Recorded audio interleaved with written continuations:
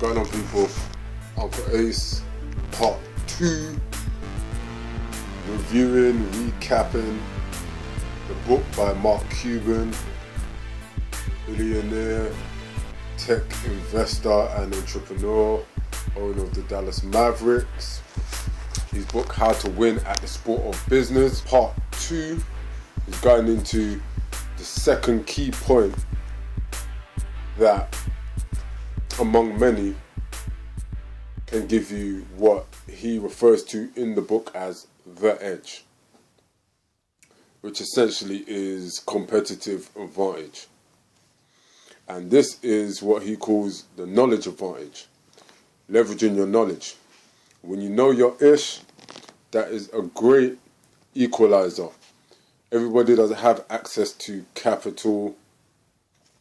Everybody doesn't have connections, but if you know your stuff, that puts you quite a way ahead of everybody else.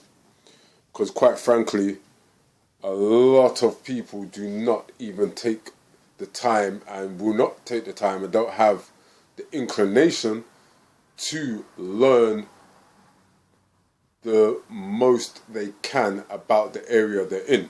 Another name for this is domain expertise. So once you become highly knowledgeable, or the most highly knowledgeable person in your field or sector, that's giving you a form of leverage that you don't need, extensive connections or to have an abundance of capital available to you to take advantage of. Knowledge advantage. 1 second. I kind of thought it's getting dry.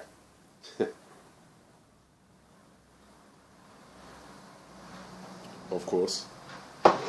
Now,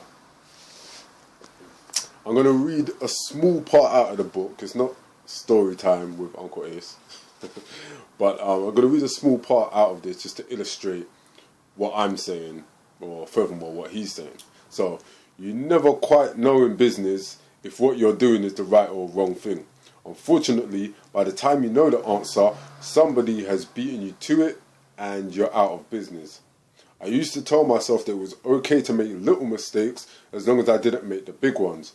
I would continually search for new ideas and read every book and magazine I could. Some of the ideas I read were good, some not. In doing all the reading, I learned a valuable lesson. Everything I read was public. Anyone could buy the same books and magazines. The same information was available to anyone who wanted it. Turns out, most people didn't want it. I remember going into customer meetings and talking to people in the industry and tossing out little tidbits about software or hardware, things that worked, bugs in the software, everything I had read. I expected the ongoing response to be, "Oh yeah, I read that too." That's not what happened. They didn't read it then, and most still haven't read it now. Most won't put in the time to get the knowledge advantage. Simple. You can invest your time.